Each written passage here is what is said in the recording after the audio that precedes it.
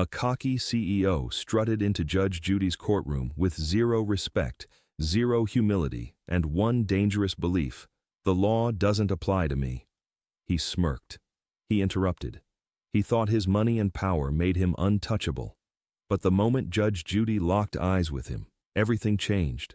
What she did next will absolutely shock you. She didn't just destroy his case, she completely dismantled his arrogance in front of millions of viewers. His face went pale, his confidence evaporated, and when she delivered her final ruling, he realized too late that nobody, and I mean nobody, is above the law. You won't believe what happened, but before we dive in, tell me where you're watching from, and don't forget to hit that subscribe button. The CEO's smirk stretched across the courtroom like a challenge, sharp enough to cut through the air itself. He walked as if gravity worked differently for him, as if the world tilted to keep him upright. Judge Judy watched him enter, saying nothing, but seeing everything. The camera glides across the courtroom, catching the way he adjusts his cufflinks with slow, theatrical precision. His shoes click against the floor like a metronome of ego. People in the gallery shift, unsure whether to stare at him or at the judge he is about to provoke. The fluorescent lights hum, glowing harsh and white, reflecting off the gold crest on his tailored suit jacket. He takes his seat like a man lowering himself onto a throne. He does not look at the victim. He does not acknowledge the court. Instead, he leans back, lacing his fingers behind his head, wearing a smile built from money, power, and the belief that consequences are for other people. Across from him, the victim, a former employee, sits quietly, shoulders tense, eyes fixed on the paperwork clutched in trembling hands. The pages flutter slightly, catching the light as if trying to speak before she does. She glances at the CEO once, just once, and the flicker of fear in her eyes reveals everything he worked so hard to hide. Judge Judy watches them both with an expression carved from calm authority. The camera closes in on her face, no smile, no irritation, just that stillness she uses like a scalpel. She has seen arrogance in nearly every form. But this is a man who walks into justice as if he invented immunity. He interrupts before anything even starts. "When you're ready," he says, waving a hand. "I have a meeting in an hour." The gallery murmurs. Even the bailiff tightens his jaw. Judy does not raise her voice. She does not blink. She simply shifts her weight forward, just enough to let the movement speak for her. "What exactly," she asks, each word steady, "makes you believe your schedule is more important than my courtroom?" The smirk flickers, a microsecond but visible. "Because," he replies, casual and careless, "I run a company, Judge. I'm not like—" He gestures vaguely toward the victim. "Them." The victim drops her eyes. Papers rustle with a soft, wounded sound. Judy notices. The camera catches the exact moment her gaze sharpens.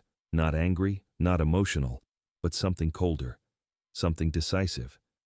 She leans forward, elbows settling on the bench, eyes locking onto his with surgical precision. "Let us begin," she says softly, "by seeing whether the law applies to you at all." The CEO sits up just a little straighter. His smile dims, and as Judy lifts the first document from her desk, the smirk vanishes completely, replaced by the smallest hint of doubt in his eyes. A hint she intends to widen. His laugh rings out before anyone else speaks, short, sharp, and dripping with disrespect. It hangs in the air like an insult that refuses to fade. Judge Judy lifts one finger, and the entire room falls silent. The echo of that laugh still vibrates through the courtroom as he leans forward, elbows on the table, fingers tapping a rhythm of entitlement. The camera slides to his face, confident, amused, certain he owns not just the moment, but the outcome. His eyes flick upward toward Judge Judy, lazy and calculating, as if he is deciding whether she is worth his full attention. She is. "Let us be very clear," Judy says, her tone calm enough to feel dangerous. "You are in my courtroom, not your boardroom, not your private jet, and certainly not in whatever fantasy world you believe exempts you from accountability." His smile returns, but it is thinner now, stretched tight around a flicker of annoyance. "I'm not being disrespectful," he lies. "I just know how these things go. It's petty." He gestures toward the victim again, careless, like swatting at a fly. All this over a misunderstanding. The victim flinches.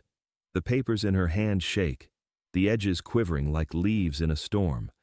She tries to steady them, pressing her palms against the table, grounding herself against memories she does not want to say aloud. Judy notices the movement. Her gaze lingers, softening for a fraction of a second before returning to steel. "You signed a statement," Judy says. "In that statement, you made several claims. We will go through them one by one." She reaches for the file. The camera zooms in on her hand, steady, deliberate, a stark contrast to the CEO's arrogant posture. He scoffs. "Judge, with respect?" "With accuracy," she corrects, slicing through his sentence. "Respect is earned." The gallery murmurs again. A woman in the back shakes her head. The bailiff's eyes narrow, following the CEO's every movement like he expects another outburst. "Now," Judy continues, flipping to the first page, "you stated you were never informed about the issues raised by your employee." She taps the document. "Is this correct?" He leans back again, arms spread across the bench, adopting a posture meant to reclaim control. "Of course it's correct," he says. "Why would I lie under oath?" For a moment, the room almost accepts the performance. The polished tone, the confidence, the practiced indifference. Almost. But Judy doesn't. Her eyes sharpen. "Because," she replies, "people who believe the rules do not apply to them often forget that the truth does." The CEO's smirk twitches. Just once. Barely visible, but enough. Judy notices it. The camera catches it. The victim sees it. "Interesting," Judy murmurs, flipping the page again. "Then you will have no issue providing the document you claim proves your innocence." The CEO's jaw shifts. Judy lowers her gaze and asks, "Where is it?" And for the first time, he has no answer. The CEO opens his mouth to answer, but something in his expression stutters. A half-second freeze he cannot hide. It is the first time arrogance forgets how to breathe. The courtroom waits. The silence is thin at first, then tightens like a string pulled too hard. Judge Judy's question, simple, direct, immovable, hangs in the space between them. The CEO blinks once, twice, too quickly. His jaw shifts. His fingers twitch against the table, tapping a restless, uneven beat. He is calculating. No, he is scrambling. The camera moves closer, catching the exact moment the confidence in his eyes flickers into something else. Something nervous. The gallery leans forward instinctively, as if the entire room senses the shift in gravity. Judy watches him with quiet intensity, her stillness revealing far more than words. She has seen this pause before. The pause of someone reaching for a lie and finding nothing solid to stand on. "Well?" she asks softly. The softness is deliberate, sharp edges wrapped in velvet. He forces a laugh, but it comes out thin. "The document, yes, I have it, of course I have it. My assistant must have, it should be." His hands dive into his briefcase. Papers shuffle violently. A folder slips, nearly spills. His breathing quickens, shallow and impatient. Across the room, the victim watches him with a kind of still sadness, as though she has seen this performance many times before. The bluster, the scramble dressed as confidence. The CEO pulls out a random stack of papers and places them on the desk with too much force. "It's in here somewhere," he mutters. "Just give me a moment." Judy does not move. "You stated," she reminds him, "that you had documentation proving your account.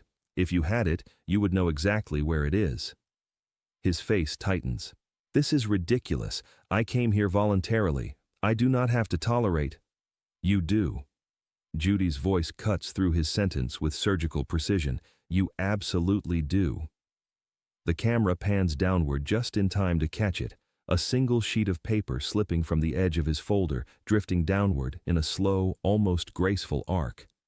It lands face up near his shoe. The CEO sees it. His foot twitches, an instinct to cover it, hide it, anything. Too late. The bailiff steps forward, eyes narrowing. Judy notices the movement, and the fear behind it. "What is that paper?" she asks. It's nothing, he says too quickly. Just notes. Irrelevant. Then you will not mind, Judy replies, if the bailiff brings it to me. The victim straightens, breath held. The gallery goes silent. The CEO swallows, throat bobbing against a truth he cannot stop from surfacing. The bailiff kneels, picks up the sheet, and turns it over. His eyebrows lift. He carries it toward the bench, and as he hands it to Judge Judy, the CEO finally looks afraid, because he knows exactly what that paper reveals. The paper hits the desk with a sound far too loud for its weight. Even the lights seem to pause, flickering once as if the truth just changed the temperature of the room. Judge Judy takes the sheet from the bailiff with the measured calm of someone who already knows what she is about to find. The camera tightens on her face, still, unreadable, but the air around her shifts. She studies the document in a silence that vibrates against the walls. The CEO sits frozen, every muscle taut beneath his tailored suit. He tries to look confident, but his jaw works unevenly, like a machine losing power. His hands fold together too tightly. He watches Judy with the expression of a man waiting for a verdict he has already given himself. She lowers the page slowly. "You testified," she begins, voice a shade quieter than before, "that you were never informed of the concerns raised by your employee." "Yes," he says quickly. "Correct. That paper, it is being taken out of context." Judy tilts her head just enough to signal disbelief. "In context," she says, "this paper appears to be a written acknowledgement from you. Dated, signed." He stiffens. I do not remember writing that." The victim's breath catches, a soft, involuntary sound. She leans forward, recognizing the handwriting instantly. Her eyes glisten, not with triumph, but with a kind of painful validation.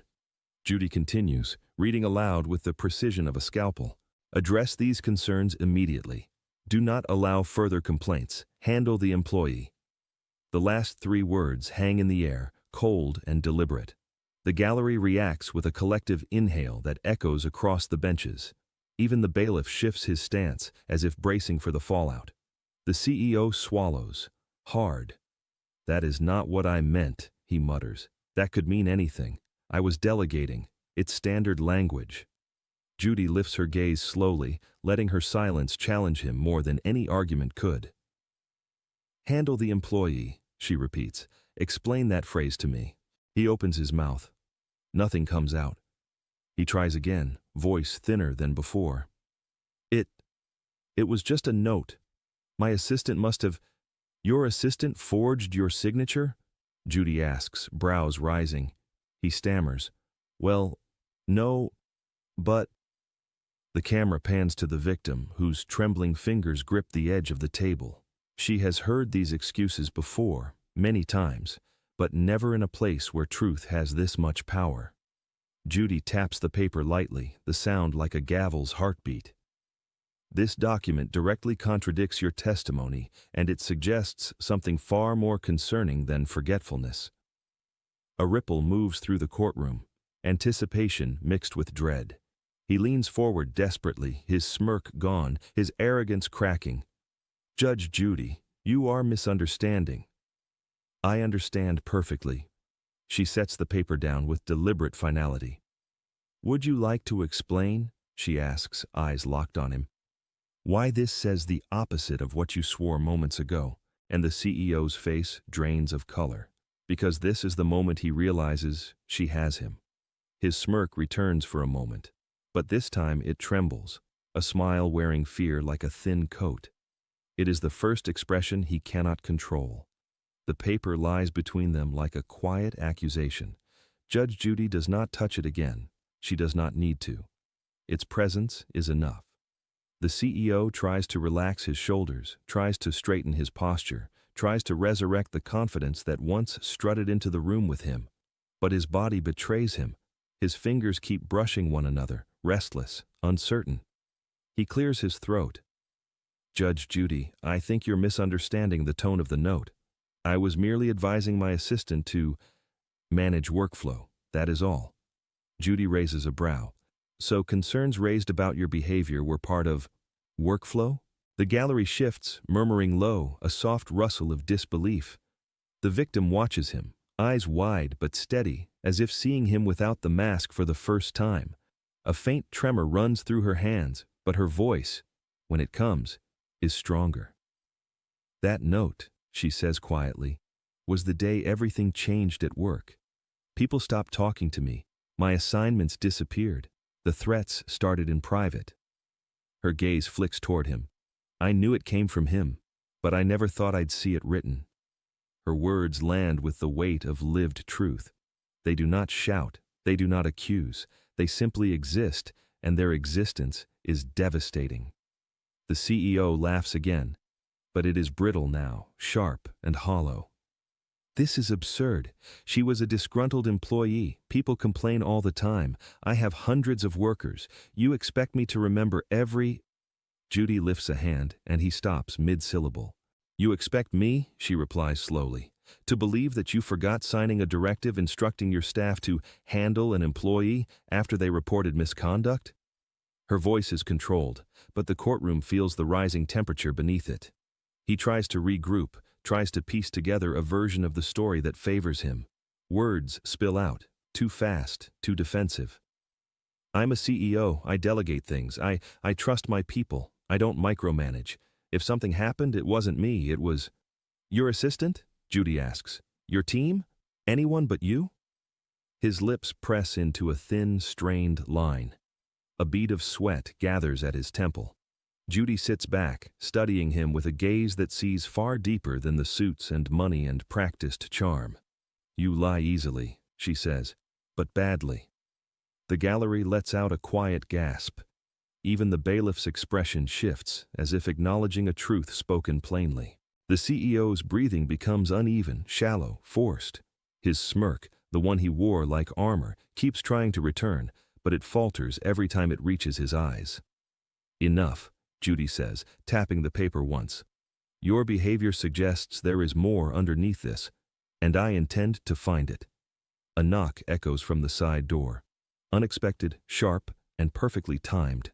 The victim stiffens. The CEO flinches. Judy turns her head. "Bring in the witness," she orders. And the CEO's face drains, because he knows exactly who it is. The side door creaks open, and the CEO's entire posture collapses in one breath. The color drains from his face so fast it looks like the room has tilted beneath him. The witness steps inside, and suddenly, the truth has a shape. Footsteps echo across the courtroom floor, slow and steady, each one tightening the air like a rope around the CEO's confidence. The camera pans to the doorway as the witness enters, a former assistant, their expression calm but heavy with something deeper, the weight of finally being able to speak. The CEO shifts violently in his seat. "No, absolutely not. They don't have anything to do with this," he snaps, voice cracking. His fingers grip the table's edge as if holding on to the last remaining piece of control. Judge Judy does not look at him.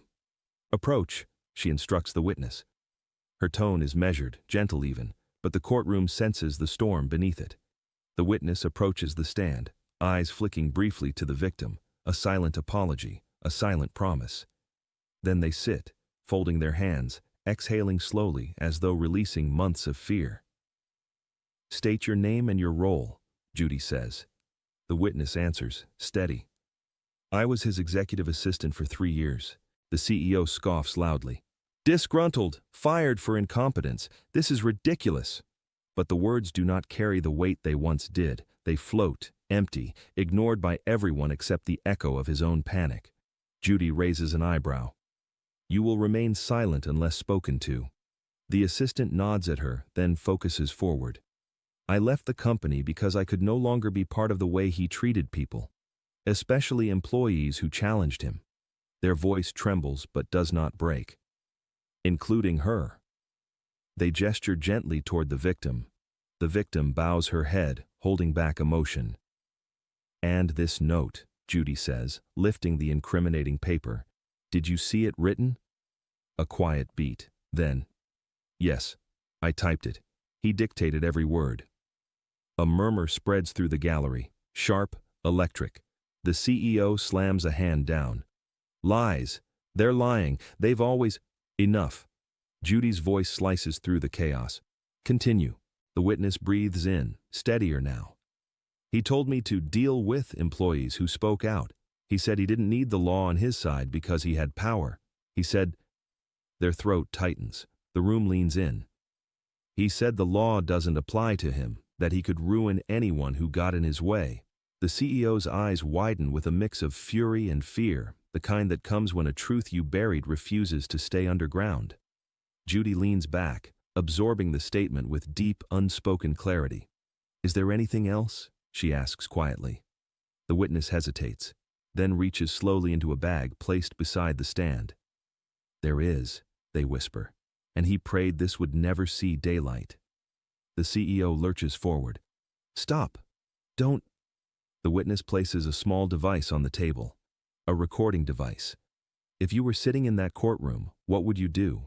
Stay silent or speak up when the truth finally starts cracking through the lies? The CEO opens his mouth to deny everything, but his voice does not come out the way it used to. It quivers, it betrays him, and the courtroom hears the fear he has been trying so hard to bury.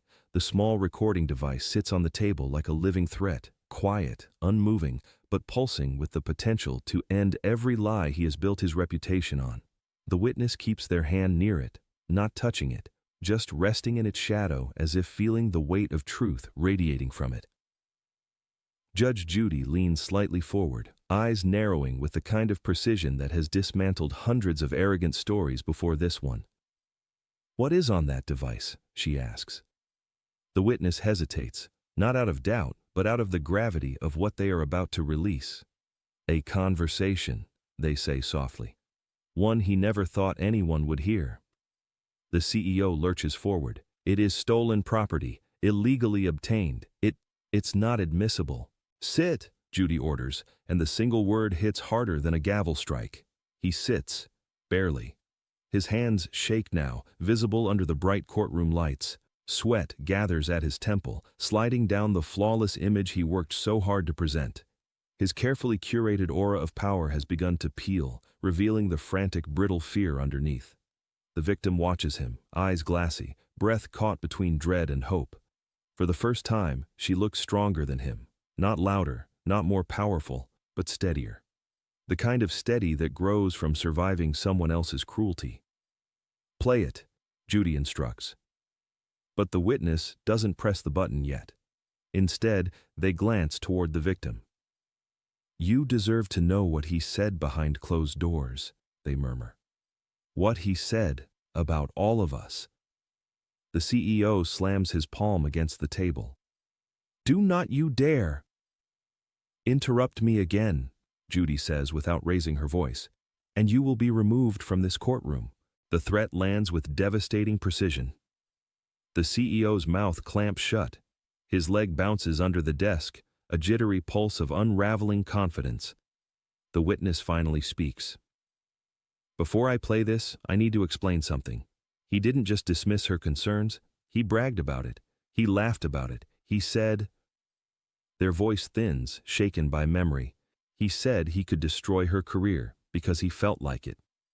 Gasps ripple through the gallery. Even the cameras seem to lean closer. Judge Judy lifts her chin slightly. Is that what this recording contains? The witness nods. And more. The CEO swallows, throat bobbing, panic smothering his face. He reaches forward as if to grab the device, a desperate, instinctive move. The bailiff steps between them before he can touch it. Back away, the bailiff warns. The CEO freezes. He looks smaller now, and for the first time, he knows it. Judy nods to the witness.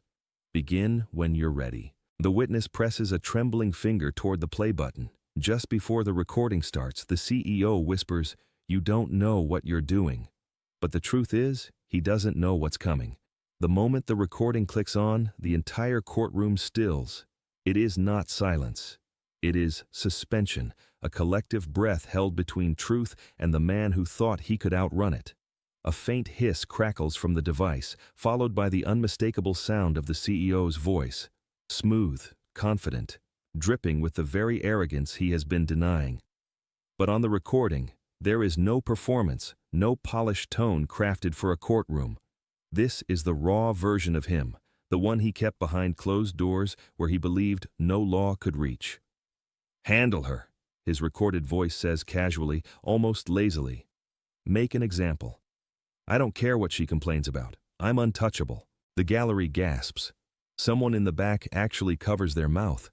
The victim flinches as though struck, not because she is hearing something new, but because she is finally hearing it in a place where truth cannot be ignored. The CEO lunges forward. That is taken out of context. It was. Judy lifts a single finger. He stops. On the device, his voice continues. The law doesn't apply to me. I built this company. I decide who stays, who goes, and who gets crushed when they forget their place. The words hang like smoke, thick and toxic. The camera shifts to the victim. Tears gather at the corner of her eyes, but she does not look away. She holds the truth now, and the truth holds her up. The CEO sinks back into his chair, eyes darting, breath unsteady. He presses a trembling hand to his forehead as though trying to physically push back the evidence pouring into the room. Turn it off, he snaps. This is an invasion of privacy. Sit still, Judy says. You will listen to your own words. He freezes. The power dynamic flips with surgical clarity. The recording plays on. You think I care about legal complaints? His voice mocks. I'll bury them. I'll bury anyone who tries to challenge me. Each sentence feels like another crack spreading across the armor he wore so proudly when he walked in. His real voice, not the one he is using now, but the one playing from the device, is the voice of a bully who finally hears himself. The witness looks down, tears in their eyes. I'm sorry, they whisper. I shouldn't have stayed silent for so long. Judy softens for only one breath, then sharpens again. That recording, she says, turning her gaze to the CEO, reveals intent, motive, and character. It shows exactly what kind of leader you are. He shakes his head violently. It is all twisted. I didn't mean. I wasn't. But the man who once strutted into the courtroom now looks like he is shrinking inside his own suit. Judy closes the file in front of her with slow, deliberate finality. We are not done, she says, voice low and lethal. Not even close. And the CEO's eyes widen, because he finally understands she means it. The CEO tries to lift his chin to summon the smirk that once ruled boardrooms, but the muscles in his face will not obey. His arrogance has finally met something stronger, the sound of his own voice telling the truth. The recording ends, but its echo lingers in the courtroom like smoke after an explosion. No one speaks. No one even shifts in their seat. The silence is so absolute it feels physical, a pressure settling over the room, making it impossible for the CEO to breathe normally. His chest rises too fast, too shallow, a man drowning above water. Judge Judy does not break the silence. She lets it work. The camera moves slowly toward the CEO. His hands, once steady and dismissive, now tremble against the polished wood of the defendant's table. Sweat beads at his hairline despite the cool hum of the overhead lights. He looks less like a titan of industry and more like a child who finally realizes the world is bigger than him. Then Judy speaks. Her voice is quiet, not soft, not forgiving, but precise. That, she says, was you.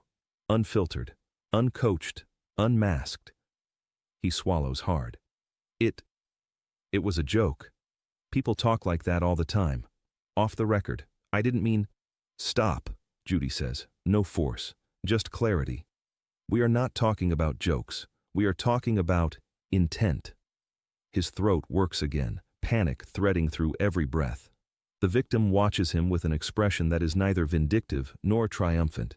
It is something far deeper, the look of someone who has finally been heard after screaming into silence for too long. Her hands still tremble, but now the trembling comes with relief. Judy turns to her. You may speak. The victim's voice is soft, but unwavering. I wasn't afraid of losing my job, she says, eyes locked on the CEO. I was afraid of losing myself. Every time I tried to raise concerns, I was punished. People avoided me. He made me feel like I wasn't worth protecting. The CEO slams a fist down involuntarily, the bang echoing through the room. I never punished you. I have no reason to. Judy lifts a hand, palm up. His words die instantly. Your own recording contradicts every denial you've made, she says. And the more you talk, the deeper the hole becomes. He opens his mouth again, but no sound emerges. His eyes shift from Judy to the victim, to the witness, then back to the device, as if hoping it might suddenly unplay itself, erase itself, save him. But there is no salvation here. A flush creeps up his neck. His breathing grows uneven. He looks trapped, cornered not by the court, but by the truth he created long before he ever stepped into it. Judy studies him for a long, quiet moment. Then she leans forward. Tell me, she says, voice cutting clean through the air. If you believe you did nothing wrong, why does your body look like it is finally telling the truth? His lips part. His eyes widen. He falters. What exactly, Judy asks, are you so afraid we will uncover next? And his face answers before he can.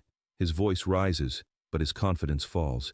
Each sentence he throws into the air returns to him heavier, sharper, and more incriminating than before. The courtroom watches a man trying to outrun a truth that has already caught him. The CEO shifts in his chair like he is sitting on something hot and invisible. His collar suddenly looks too tight, the sleeves of his designer suit too stiff. The camera pushes closer, capturing the panic blooming beneath his skin. His eyes dart across the courtroom, searching for an escape, a lifeline, a lie he can still sell. There are none left. Do you know what it is like, he bursts out, words tumbling over each other, to run a company, to have hundreds of people relying on you? You make one mistake and suddenly everyone is against you. The gallery reacts with a ripple of disbelief. The victim flinches at the word mistake, as if reducing her suffering to a clerical error feels like a fresh wound. Judge Judy does not move. She studies him with a stillness so complete it presses against him like a weight. This is not about running a company, she says. This is about how you run over people. He laughs, not the confident laugh from earlier, but a wild, brittle sound. You don't understand what it takes to stay in power, he snaps. You have to be tough. You have to make people respect you. Fear, Judy corrects softly. You mean fear. His jaw clenches. A vein throbs in his temple. I have worked for everything I have, he fires back, and I will not be torn apart by exaggerations and recordings taken out of context. The witness looks away. The victim closes her eyes, steadying herself. Judy flips a page in the file with clinical calm. Let us talk about context then. Your assistant testified that you dictated the directive targeting the employee.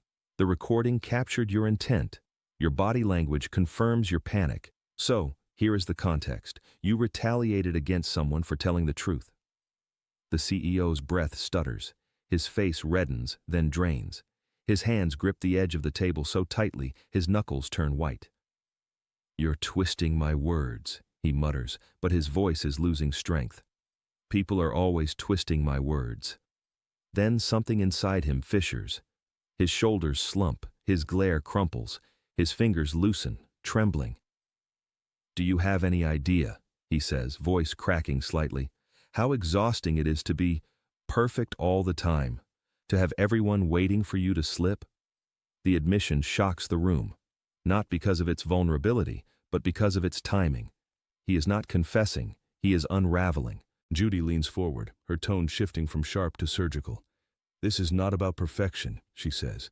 This is about accountability. His eyes snap to hers, raw and frantic. He opens his mouth, ready to argue again, but the words collapse before they form. Because he knows she is right. He knows the breaking point has arrived. Judy closes the file and says, There is one more piece of evidence you have not seen. And the CEO's entire body tenses, bracing for the truth he fears most. The folder lands in front of him with a heavy thud, heavier than paper should ever sound. The CEO's breath catches. His fingers hover above it, trembling, as though even touching the truth might burn him. Judge Judy rests her hand atop the folder, not opening it yet. The delay is deliberate, a quiet tension that stretches across the courtroom like a wire ready to snap. The CEO stares at the folder as if it contains his past, present, and future, all rewritten into a version he cannot control. The CEO stares at the folder as if it contains his past, present, and future, all rewritten into a version he cannot control. This, Judy says, tapping the cardboard lightly, came from your own company. The CEO's eyes widen. From my company? The words scrape out of his throat, thin and jagged. Who gave? She raises a hand. He falls silent instantly. Inside this folder, she continues, are internal emails, employee statements, and documented directives that expand far beyond your treatment of the plaintiff. The gallery stills. Even the air seems to pause. The CEO shifts, swallowing hard enough to echo. His jaw tightens. His eyes dart toward the victim as if pleading for something. Understanding? Mercy? But she looks away, not out of cruelty, but because she has learned the cost of believing his remorse. Judy opens the folder. The sound of paper sliding against paper is louder than the hum of the fluorescent lights. Here, she says, lifting the first page, is an email in which you referred to your employees as expendable. The CEO's shoulders jerk. That was taken out of context. Judy doesn't acknowledge the interruption. She reads another line. If anyone challenges my decisions, consider them gone. We don't keep problems here. We eliminate them. A hush sweeps the courtroom. A woman in the gallery whispers, "Oh my God," under her breath. The CEO grips the table as though the wood is the only thing anchoring him. His face flushes, then pales, cycling through panic like it's a physical transformation. Judy continues, flipping to another document. Multiple employees reported retaliation after raising concerns about workplace conditions. You denied every accusation. Yet these emails show targeted actions, coordinated instructions, and personal involvement. The victim watches, tears gathering but not falling. Validation sits in her chest like a fragile flame finally sheltered from wind. The witness lowers their head, shame flickering across their features. They were part of the system once, even if unwillingly. The CEO tries to speak. His voice cracks on the first attempt. When he finally manages words, they spill out frantic and jagged. People twist things. I didn't retaliate. I was protecting my company. Judy closes the folder slowly, deliberately. Protecting a company, she says, is not the same as destroying people. But you don't seem to know the difference. He recoils, breath stuttering. Then, as the silence grows unbearably dense, he mutters something, low, bitter, unfiltered. But the courtroom hears it anyway. Some people just aren't worth listening to. The victim freezes. The gallery erupts with quiet shock. Judy's eyes sharpen to a point. Repeat that, she says. And the CEO's face goes ghostly, because he knows he just revealed the truth he never meant the world to hear. For the first time since he entered the courtroom, the CEO does not argue. He does not smirk. He does not even breathe properly. His own words hang in the air. Some people just aren't worth listening to. And the silence that follows is louder than any outburst. Judge Judy does not speak. Not yet. She lets the weight of his confession settle into the walls, into the gallery, into the victim whose life was shaped by that very belief. The camera lingers on the CEO's face, drained, blinking too often, shrinking into himself as though trying to take back what has already become irreversible. His hands slowly fall from the table and rest in his lap, limp. The bravado that walked into the courtroom now sits like a condemned echo, still present but powerless. Judy finally leans forward. Her elbows rest on the bench, her fingers laced together with calm authority. The lighting overhead catches the sharp lines of her expression, not angry, not triumphant, but disappointed. Deeply.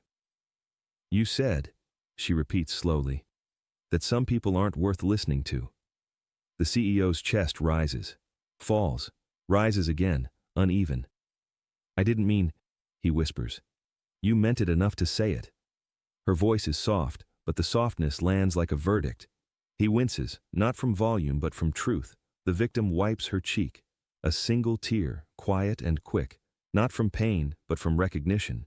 She has heard versions of that sentence before, in meetings, in hallways, in the subtle silence that follows being dismissed. But hearing it here, in front of cameras, in front of a judge, transforms it from a private cruelty into public evidence. You know, Judy continues, her tone shifting into something unexpectedly human. Most cases in this courtroom are about money, contracts, damaged goods. She taps the folder. This one is about people, about the value you assign to another human being. The CEO's gaze drops to the floor. His jaw trembles. A single breath shudders out of him, the kind that betrays a truth he didn't plan to show. He is unraveling because he finally sees himself through someone else's eyes. The witness watches him with quiet sorrow. "We tried to help you," they say softly. "We tried to tell you that the way you treated people mattered." He looks at them, really looks, and for the first time, guilt flickers behind his panic. Judy nods toward the folder. "This isn't just a record of misconduct. It's a record of who you chose to be when you thought no one was watching." Her words settle like dust over him, suffocating, undeniable. Silence stretches again, thick with realization. Then Judy asks the question that shakes the room. "Do you understand the damage you caused?" The CEO lifts his head, eyes glassy. His lips part. I didn't know they felt that way," he whispers. The victim inhales sharply, something between disbelief and heartbreak. Judy's expression sharpens. "Ignorance," she says, "is not innocence." He closes his eyes, swallowing the truth like a stone. When he opens them again, a crack splits his voice. "What happens to me now?" And the entire courtroom waits for her answer. His shoulders slump, not from exhaustion, but from the realization that excuses can no longer hold up the weight of what he's done. For the first time, the CEO looks small in a room he once believed he could dominate. The air in the courtroom feels different now, heavier, as if the truth itself has mass. The CEO no longer grips the table. His hands sit motionless, palms exposed, fingers curled inward, like someone bracing for impact. Across from him, the victim watches cautiously, unsure whether she's witnessing contrition or the collapse of a man who finally understands he isn't untouchable. Judge Judy folds her hands. She doesn't rush, doesn't push, doesn't soften. She simply waits until the silence settles deep enough for the next words to matter. "You asked," she says, "what happens to you now?" The CEO swallows, throat tight. His eyes flicker upward, but only for a moment, just long enough to reveal the fear he can no longer hide. The gallery leans in, sensing the shift from judgment to consequence. Judy pulls the folder closer. "What happens," she continues, "is that your behavior is evaluated not by the image you project, but by the harm you caused. Not by your wealth, but by your choices. Not by the excuses you offer, but by the patterns you created." He lowers his gaze again, voice trembling. "I didn't realize it went this far." The victim inhales sharply. The sound cuts through the room. "It didn't have to," she says softly. "You made it go this far." Her words land with unexpected force. Not shouted, not bitter, just honest. Honest enough to sting. The CEO's face tightens, as if absorbing a blow he knows he deserves. A flicker of regret crosses his features, not dramatic, not performative, real, fragile. The witness shifts, clearing their throat. "We all tried to warn you," they say, "but you never listened.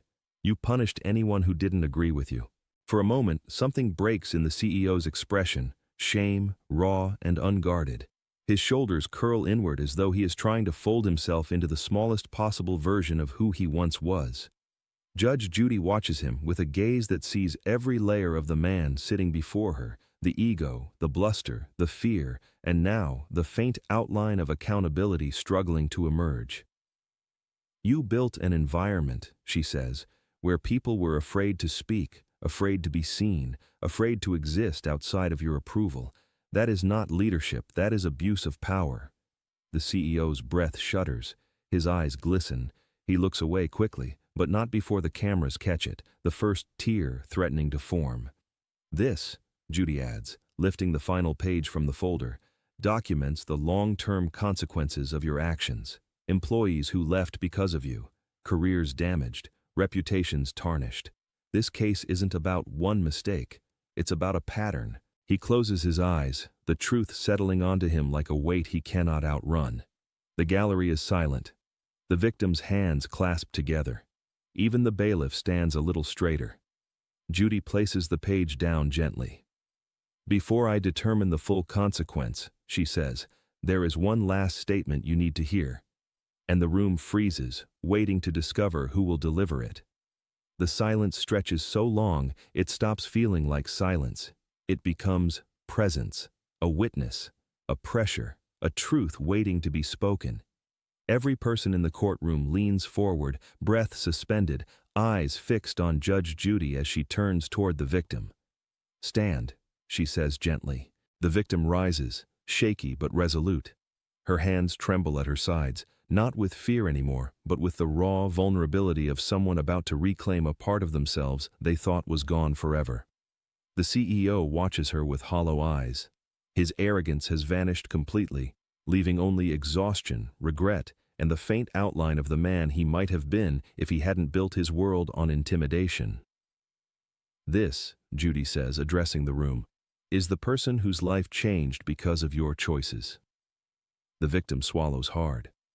The camera comes in close, capturing the way her throat tightens, the way her breath quivers before steadying. The entire courtroom holds still, waiting. "I didn't come here for revenge," she begins softly. "I came here because I needed someone to hear what his power tried to silence." She looks at the CEO.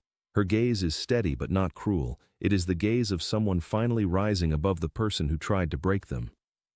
"I used to think I wasn't strong enough to stand up to him, but the truth is, he taught me exactly how strong I needed to become." He drops his gaze, shoulders folding inward. The witness wipes their eyes discreetly.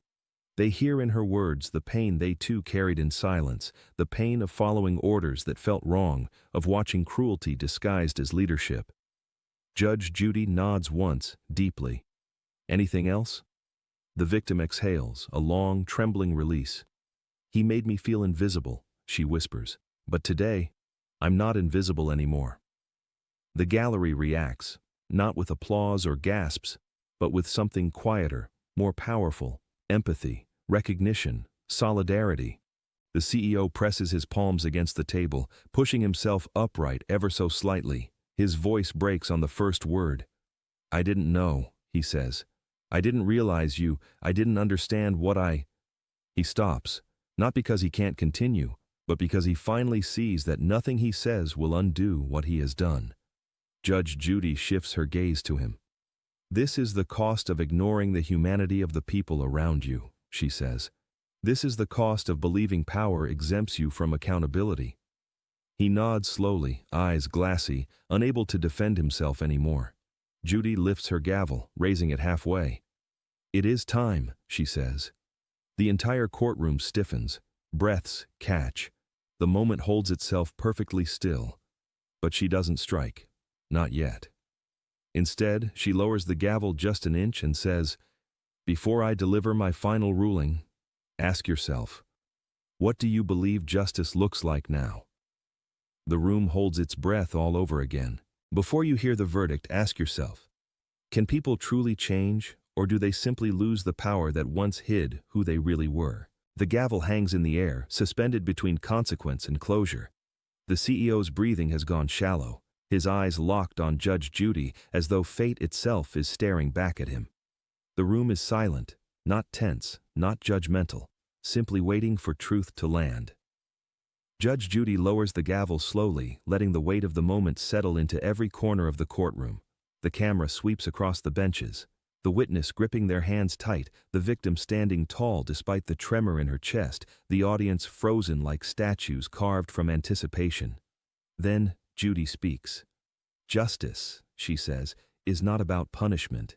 It is about restoration, restoring truth where lies were planted, restoring dignity where it was torn, and restoring accountability where arrogance tried to take its place." The CEO's eyes flutter closed as if bracing for impact. This court, she continues, finds in favor of the plaintiff. The victim exhales. A quiet, trembling release. Her shoulders drop, relief washing over her in a soft wave. The witness wipes away a tear, one they didn't expect to shed in a room like this. But Judy is not finished. She turns her gaze to the CEO, and her voice sharpens with a clarity that slices through whatever remains of his defenses. And let me be perfectly clear. Your conduct was not merely careless. It was intentional. It was retaliatory. And it was cruel. His chin quivers. He tries to hold himself still, but the truth has already dismantled his posture.